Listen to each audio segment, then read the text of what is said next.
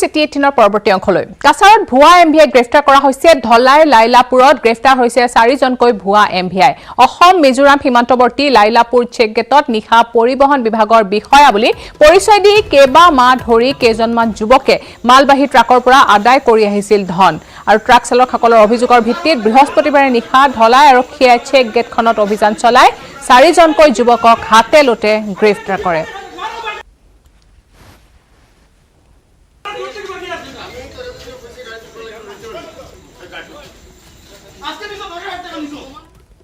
বৰহমপুৰ সমষ্টিত এতিয়া সকলো দলৰে চকু 30 বছৰৰ বিধায়ক প্ৰফুল্ল মহন্তক একাহৰীয়া কৰি বৰহমপুৰৰ টিকেট লবলৈ তৎপৰ হৈ পৰিছে কেবাগৰাকীও বিজেপি অগপন নেতা পালি নেতা ইফালে বৰহমপুৰ নিজৰ দখললৈ আনিবলৈ ব্যাপক তৎপৰতা চলাইছে কংগ্ৰেছেও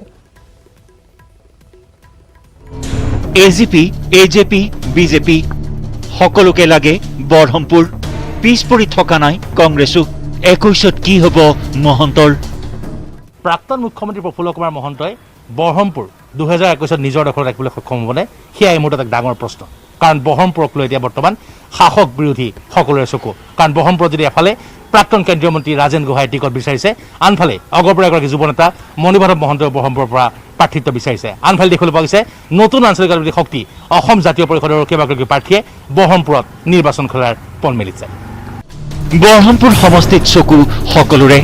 যোৱা 30 বছৰে প্ৰাক্তন মুখ্যমন্ত্ৰী প্ৰফুল্ল কুমাৰ মহন্তই প্ৰতিনিধিত্ব কৰি থকা বৰহমপুৰত এইবাৰ শাসকীয় দলৰ বয়োজ্যেষ্ঠ নেতা তথা প্ৰাক্তন কেন্দ্ৰীয় মন্ত্ৰী ৰাজেন গোহাঁইৰ চকু বৰহমপুৰত টিকট লাভৰ জৰিয়তে বিজেপিত সংস্থাপন বিচাৰিছে বৰ্ষীয়ান নেতাগৰাকীয়ে বিজেপিৰ পৰা টিকট বিচাৰি সমষ্টিত কুচকাৱাজ চলাইছে এজন সাংবাদিকেও টিকটৰ দৌৰত আছে বিজেপি নেতা জিতু গোস্বামী পিছে আচৰিত কথাটো হ'ল যে প্ৰথমবাৰৰ বাবে প্ৰফুল্ল মহন্তক টিকট বঞ্চিত কৰাৰ সম্ভাৱনাই দেখা দিছে অগপৰ মজিয়াত কাৰণ সমষ্টিটোত ব্যাপক সাংগঠনিক সভা সমিতিত অংশগ্ৰহণ কৰিছে অগপৰ যুৱ নেতা মণিমাধৱ মহন্তই যোৱাবাৰ যি 2016 চনৰ নিৰ্বাচন এই 16 চনৰ নিৰ্বাচনত প্ৰফুল্ল মহন্ত মাত্ৰ 4,500 ভোটতহে নিৰ্বাচিত হৈছিল যোৱাবাৰ মহন্তৰ সন্মুখত এক প্ৰত্যাহ্বান আহিছিল আমি মানুহৰ মুখত শুনা দলীয় কিছু কৰ্মীৰ মুখত শুনা কথা মতে এইবাৰ প্ৰফুল্ল মহন্তক মানে বৰহমপুৰত প্ৰাৰ্থিত্ব দিব বিচৰা নাই প্ৰাক্তন ছাত্ৰ নেতা মণিমাধৱ মহন্তক তাত প্ৰাৰ্থিত্ব দিব বিচাৰিছে বিজেপি হয়তো এইবাৰ এই সমষ্টিটো এৰি দিয়াৰ সম্ভাৱনা খুবেই কম আছে যদি বিজেপিয়ে এই সমষ্টিটো নিজৰ দখলত মানে মিত্ৰতাৰ সূত্ৰে মানে ৰাখিব বিচাৰে তেতিয়াহ'লে এইবাৰ মহন্তৰ সন্মুখত মানে তীব্ৰ প্ৰত্যাহ্বান সন্মুখীন হোৱাৰ সম্ভাৱনা আছে ইপিনে বিগত নিৰ্বাচনত মাত্ৰ 5,000 ভোটত পৰাজয় বৰণ কৰা কংগ্ৰেছ প্ৰাৰ্থী সুৰেশ বৰাইও বৰহমপুৰত সাংগঠনিক কাৰ্যকলাপ পূৰ্ণোদ্যমে চলাই আছে আনহাতে নতুনকৈ জন্ম লাভ কৰা অসম জাতীয় পৰিষদৰ পৰা টিকট লাভ কৰাৰ সম্ভাৱনা আছে এজেৱাইচিপিৰ নগাঁও জিলা সমিতিৰ সাধাৰণ সম্পাদক প্ৰাগজ্যোতিষ বনিয়াৰো পিছে আঞ্চলিকতাবাদী ৰাজনীতিৰ পিতামহ হিচাপে চৰ্চিত প্ৰফুল্ল কুমাৰ মহন্তৰ পৰা বৰহমপুৰ কাঢ়ি অনাটো ইমান সহজ হ'বনে কিয়নো বহু সময়ত অকলশৰীয়া হ'লেও বৰহমপুৰত মহন্তৰ ভেটি বহু মজবুত কেমেৰা পাৰ্চন হেমন্তৰ সৈতে নগাঁৱৰ পৰা নীলোৎপল বৰাৰ report news 18 Assam north east অংক নিমিলে বিজেপিৰ ৰাজ্যিক সভাপতি ৰঞ্জিত কুমাৰ দাসৰ কংগ্ৰেছ এআইডিএফৰ মিত্ৰতাই আউল লগাইছে ৰঞ্জিত দাসৰ অংকত সেয়ে সৰ্বা এৰি পিলে এতিয়া ভৱানীপুৰ অথবা পাটৰচৰকুচি সমষ্টিৰ পৰা নিৰ্বাচন খেলাৰ মন মেলিছে বিজেপি বিধায়কগৰাকীয়ে জংকপংক ৰঞ্জিত কুমাৰ দাসৰ অংক কংগ্ৰেছ এআইডিএফৰ মিত্ৰতাই হৰিছে টোপনি পাটৰচৰকুচি অথবা ভৱানীপুৰত চকু দাসৰ সঘন কাৰ্যসূচীলৈ ভৱানীপুৰত ৰঞ্জিত দাস কংগ্ৰেছ এআইডিএফৰ মহাজোঁটে কঁপনি তুলিছে বিজেপিৰ ৰাজ্যিক সভাপতিৰ দুৰ্গত 2021 নিৰ্বাচনত বিজেপিক 100+ লক্ষ্যত উপনীত কৰাবলৈ দিনে নিশাই পাতিগণিতত ব্যস্ত থকা খুদ বিজেপিৰ ৰাজ্যিক সভাপতি ৰঞ্জিত দাসৰ বাবেই এইবাৰ নিষ্কণ্টক নহ'ব সৰ্বভোগ সমষ্টি পুনৰুদ্ধাৰৰ পথ 2016 চনৰ বিধানসভা নিৰ্বাচনৰ ফলাফল অনুসৰি সৰ্বভোগ সমষ্টিত ৰঞ্জিত দাসে লাভ কৰিছিল 56,454টা ভোট কংগ্ৰেছৰ অনুৰূপা হান্নানে লাভ কৰিছিল 36,928টা ভোট CPIMৰ মনোৰঞ্জন তালুকদাৰে পাইছিল 29,082টা ভোট আৰু AIUDFৰ শামছুল হকে লাভ কৰিছিল 17,504টা ভোট। কিন্তু এইবাৰ ৰঞ্জিত কুমাৰ দাসৰ সহজ নহব সৰ্বুক সমষ্টিত নিৰ্বাচনী বৈতৰণি পাৰ কৰাটো। কাৰণ কংগ্ৰেছ AIUDFৰ মহাজোঁটত CPIM মিলিত হলেই তিনিওগৰাকী প্ৰাৰ্থী মিলি 2016 চনৰ নিৰ্বাচনত লাভ কৰা ভোটৰ মুঠ সংখ্যা 83,514। 2006 চনত CPIMৰ উদ্ধৱ বৰ্মনৰ দখলত থকা সমষ্টিটোত এতিয়াও সবল গণভিত্তি আছে CPIMৰ।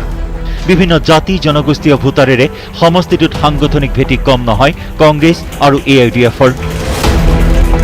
এনে পৰিস্থিতিত এতিয়া এক প্ৰকাৰ নিৰূপায় সমষ্টিটোত দুবাৰৰ বিধায়ক বিজেপিৰ ৰাজ্যিক সভাপতিগৰাকী। সেয়ে আগতীয়া উমান পাই ভৱানীপুৰ সমষ্টিৰ অন্তৰ্গত বজালীৰ উন্নয়নক সৰ্বোচ্চ পণ হিচাপে গ্ৰহণ কৰিছে ৰঞ্জিত কুমাৰ দাসে। যেহেতু মই 2011 বিধায়ক হৈছোঁ, তেতিয়া আমাৰ চৰকাৰ নাছিলে, 16 বিধায়ক হ'লোঁ, চৰকাৰ হৈছিলে। আমাৰ সমষ্টিবাসী ৰাইজে আশা কৰিছিলে যে মই মন্ত্ৰী হোৱাটো।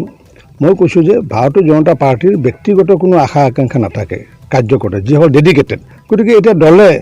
আগন্তুক দিনত দলে যি চিন্তা কৰে, আমাৰ নিজস্ব কোনো কথা নাথাকে। বজালী উন্নয়নৰ কাৰণে কি কৰিব আপুনি? সৰ্বস্ব কৰিম, যি কৰিবলগীয়া আছে সৰ্বস্ব কৰিম।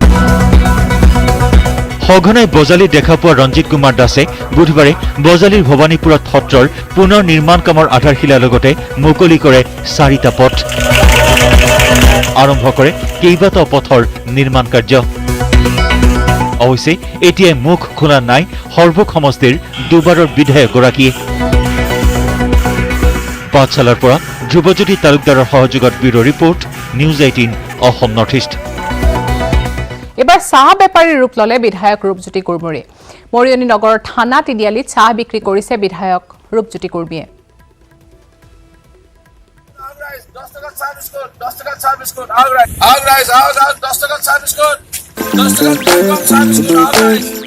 চাহ বেপাৰী ৰূপজ্যোতি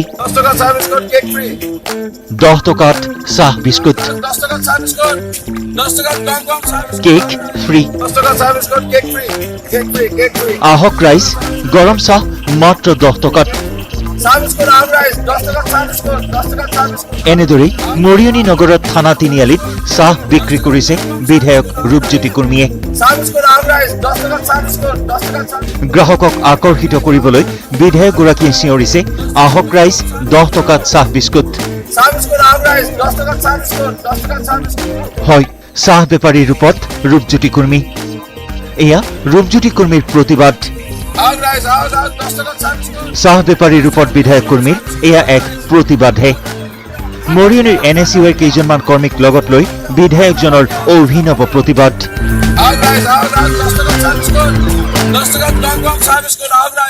গোটেই এই বিজেপি দলৰ চৰকাৰখনকে ধিক্কাৰ দিছো। নিবনুৱা যুৱক যুৱতীসকলৰ পৰা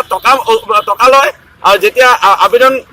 কৰিব কোৱা হয় আৰু এনেকৈ কোটি কোটি টকা সংগ্ৰহ কৰে। এয়া চব আজি 1.5 বছৰ 2 বছৰ হ'ল APTCL চাকৰি নামত আজি টকা সংগ্ৰহ কৰিলে। ইয়াৰ পিছত এই গ্ৰামীণ ডাক সেৱক নামৰে এটা চাকৰি উলিয়াই পেলাই তেওঁলোকৰ পৰা টকা সংগ্ৰহ কৰিলে। মোদীৰ জন্মদিনত কেক কাটিলে কুৰ্মীয়ে। দেশৰ প্ৰধানমন্ত্ৰী নৰেন্দ্ৰ মোদীৰ 70 সংখ্যক উপজাতিনত বিজেপি দলে গ্ৰহণ কৰিছে বিভিন্ন সেৱামূলক কাৰ্যসূচী। আনহাতে কংগ্ৰেছে দেশজুৰি মোদীৰ জন্মদিনটো ৰাষ্ট্ৰীয় নিবনুৱা দিৱস হিচাপে ৰূপায়ণ কৰে। প্ৰধানমন্ত্ৰী হেপী বাৰ্থডে, আজি মিছলীয়া কথা কোৱা প্ৰধানমন্ত্ৰী। নিবনুৱাক চাকৰি দিয়াৰ দাবী নৰেন্দ্ৰ মোদীক মিছলীয়া আখ্যা ৰূপজ্যোতিৰ। প্ৰধানমন্ত্ৰী তথা বিজেপি চৰকাৰে দেশত বছৰি 2 কোটি নিবনুৱাক চাকৰি প্ৰদানৰ প্ৰতিশ্ৰুতি দিছিল। এই প্ৰতিশ্ৰুতি পালনত ব্যৰ্থ হোৱা চৰকাৰখনে নিবনুৱাক চাহ পকৰি বিক্ৰী কৰিবলৈ পৰামৰ্শ আগবঢ়োৱাত আশ্চৰ্য প্ৰকাশ কৰাৰ লগতে শেহতীয়াকৈ বিজেপি চৰকাৰে এক নিৰ্দেশনাৰ জৰিয়তে নতুন নিযুক্তি বন্ধ কৰা কাৰ্যৰ প্ৰতিবাদত এই অভিনৱ প্ৰতিবাদী কাৰ্যসূচী ৰূপায়ণ কৰা বুলি ব্যক্ত কৰে ৰূপজ্যোতি কুৰ্মীয়ে। প্ৰধানমন্ত্ৰী নৰেন্দ্ৰ মোদী আৰু বিজেপি চৰকাৰক মিছলীয়া আখ্যা দি কঠোৰ সমালোচনা কুৰ্মীৰ। প্ৰধানমন্ত্ৰী হেপী বাৰ্থডে, আজি মিছলীয়া কথা কোৱা প্ৰধানমন্ত্ৰী আজি নিবনুৱা যুৱক যুৱতীসকলক পকৰি বিকিব কোৱা নিবনুৱা যুৱক যুৱতীসকলক আজি চাহ বিকিব কোৱা এই যি প্ৰধানমন্ত্ৰীয়ে এজনে এনেকে যদি সুৰে কথা কয় আজি আত্মহত্যা সংখ্যা বাঢ়ি গৈছে অসামাজিক কাম বৃদ্ধি হৈ গৈছে আজি নিবনুৱা যুৱতীসকলৰ ভৱিষ্যত নিৰাপত্তাহীনতাত ভুগি থকাৰ মাজত এটা নতুন নিৰ্দেশনা দিছে 4 ছেপ্টেম্বৰত কেন্দ্ৰ চৰকাৰৰ পৰা যে নতুন নিযুক্তি আৰু বন্ধ নিটৰ ন বিতৰ্কিত মন্তব্য আৰু কৰ্মকাণ্ডৰে চৰ্চাত থকা কংগ্ৰেছী বিধায়ক ৰূপজ্যোতি কুৰ্মীৰ এই অভিনৱ প্ৰতিবাদে দৃষ্টি আকৰ্ষণ কৰিলে ৰাইজৰ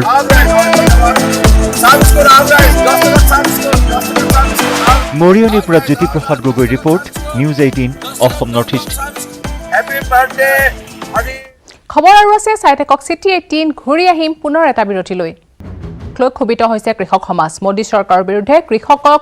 কৰ্পোৰেটৰ দাস কৰাৰ অভিযোগ বুলি কোৱা হৈছে 24 ছেপ্টেম্বৰৰ পৰা দেশজুৰি ৰেল বন্ধ কাৰ্যসূচী কৃষকসকলৰ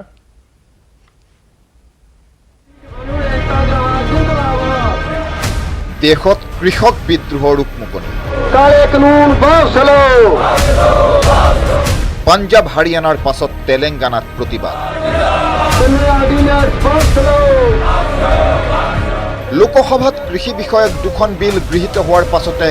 প্ৰান্তে প্ৰান্তে গৰজি উঠিছে কৃষক সমাজ কৃষক বিৰোধী স্থিতি লোৱা মোদী চৰকাৰক হুংকাৰ কোনো কাৰণতে চৰকাৰী নীতি নামানে বুলি স্পষ্ট কৰি 25 ছেপ্টেম্বৰত পাঞ্জাব বন্ধ ঘোষণা কৃষক সংগঠনৰ 24ৰ পৰা 26 ছেপ্টেম্বৰলৈ দেশজুৰি ৰেল বন্ধ কাৰ্যসূচী নতুন বিলে কৃষকক কৰ্পোৰেটৰ চাকৰত পৰিণত কৰিব বুলি আশংকা কৰিছে দেশৰ হাজাৰ হাজাৰ কৃষকে এই বিল কাৰ্যকৰী হলে ভূমিৰ ওপৰত অধিকাৰ হেৰুৱাৰ আশংকাত ভুগিছে উত্তৰ ভাৰতৰ কৃষকসকল লগতে উৎপাদিত সামগ্ৰীৰ উচিত মূল্যৰ পৰাও বঞ্চিত হোৱাৰ আশংকা হৈছে কৃষক সমাজৰ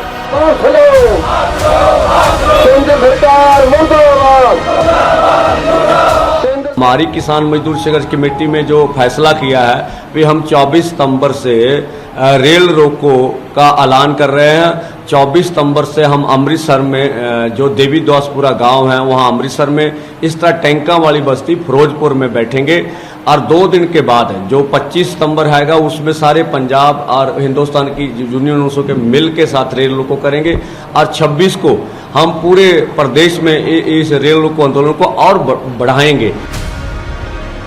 আনফালে চৰকাৰী পক্ষৰ ফালৰ পৰা বুজনি দিয়াৰ চেষ্টা চলিছে কৃষকক নতুন কৃষি নীতিয়ে লাইসেন্স ৰাজৰ সমাপ্তি ঘটাব বুলি লোকসভাত দাবী কেন্দ্ৰীয় কৃষি মন্ত্ৰী নৰেন্দ্ৰ সিং তোমৰৰ কিন্তু হাজাৰ চৰকাৰী আশ্বাসেও তলাব পৰা নাই উত্তৰ ভাৰতৰ কৃষকক বৰঞ্চ উত্তৰ ভাৰতৰ পৰা দক্ষিণলৈ বিয়পিছে কৃষকৰ গণগৰ্জন এই আইনৰ বিৰোধিতা কৰি ইতিমধ্যে কেন্দ্ৰীয় মন্ত্ৰীসভাৰ পৰা পদত্যাগ কৰিছে হৰসিমৰত কৌৰ বাদলে মিত্ৰ দল আকালিৰ এই সিদ্ধান্তই বেকফুটলৈ ঠেলি দিছে শাসকীয় বিজেপি কিন্তু তাৰ পাছতো নতুন কৃষি বিলক লৈ আকুলগুজ হৈ আছে বিজেপি চৰকাৰ চৰকাৰৰ এই স্থিতিয়ে কৃষক বিদ্ৰোহৰ উকমুকনি ঘটাইছে ভাৰতবৰ্ষত bureau report news 18 Assam north east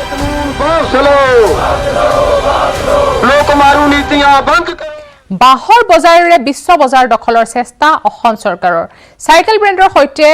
মোহস্বাক্ষৰ আইটিচিৰ সৈতেও স্বাক্ষৰ কৰিলে চুক্তি কথা চলিছে এমাজন আৰু ৱালমাৰ্টৰ সৈতে ই মাৰ্কেটিংৰ জৰিয়তে বিশ্ব বজাৰ দখলৰ চেষ্টা অসম চৰকাৰৰ বাহৰ জৰিয়তে বিশ্ব বজাৰৰ সপোন মুখ্যমন্ত্ৰীৰ